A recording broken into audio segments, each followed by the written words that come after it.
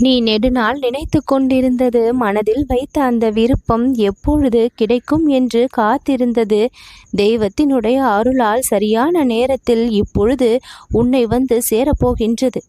இன்னும் கொஞ்ச நேரம்தான். ஆமாம் என் குழந்தையே, நீ எதிர்பார்த்த அந்த நல்ல செய்தியை இப்பொழுது கொடுத்து மகிழத்தான் இந்த முருகன் ஆசைப்படுகின்றேன்.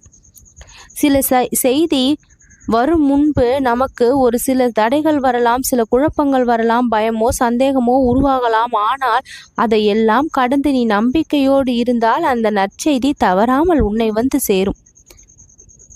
எத்தனையோ முறை நல்ல செய்தியை நான் உன்னை தேடி அனுப்பி வைத்திருக்கின்றேன்.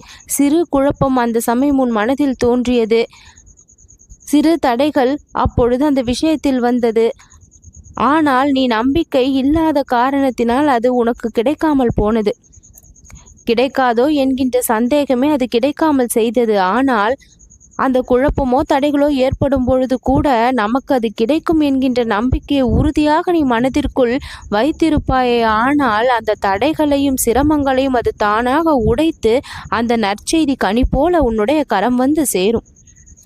எல்லாவற்றிற்கும் காரணம் மனம்தான் என்று சொல்லி இருக்கின்றேன் அல்லவா? ஒரு மனிதரை சந்திப்பது கூட, ஒரு அழைப்பு கூட, ஒரு தகவல் கூட, இப்படி எதுவாக இருந்தாலும் அதிர்ஷ்ட வாசலாக அந்த நல்ல செய்தி இப்பொழுது உன்னை தேடி வரும் என்பதுதான் விதியாக இருக்கின்றது.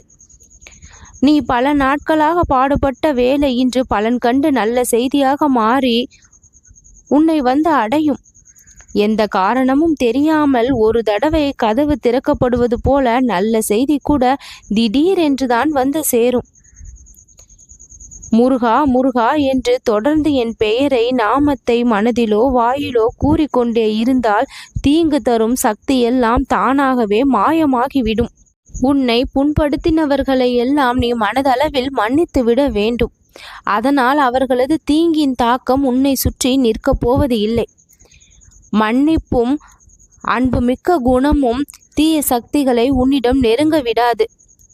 அவர்கள் காயப்படுத்தி விட்டார்களே என்று பழிவாங்க நினைக்காதே.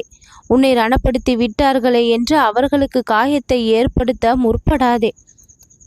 மறப்போம் மன்னிப்போம் என்று இருந்தால் எந்த தீங்கும் உன்னை அண்ட போவது இல்லை. என்னை எதுவும் காயப்படுத்த முடியாது. நான் தெய்வருள் மிக்கவன், நான் பாதுகாக்கப்பட்டவன், எனக்கு ஒரு சக்தி இருக்கின்றது என்று நீ நம்பிக்கையோடு சொல்லி கொண்டிருந்தால் அந்த எதிரிகளினுடைய எண்ணங்கள் உன்னை எதுவும் தாக்காது என்பதை நீ தெரிந்து கொள். உன் வலிமை உன் மனப்பாங்கில்தான் இருக்கின்றது.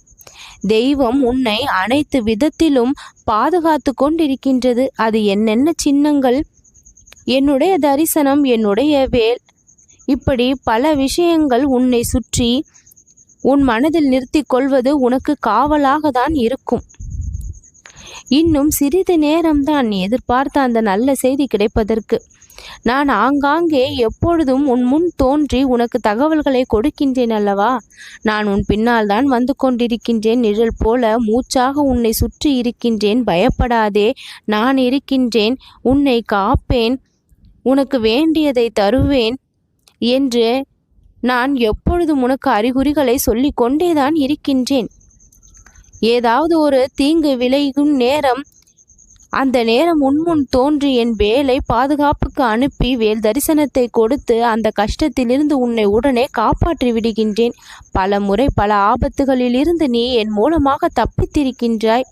என்னை வணங்கும் உன் வாழ்க்கை என் மூலமாக பாதுகாக்கப்படும். காக்க காக்க கனகவேல் காக்க என்று சொல்.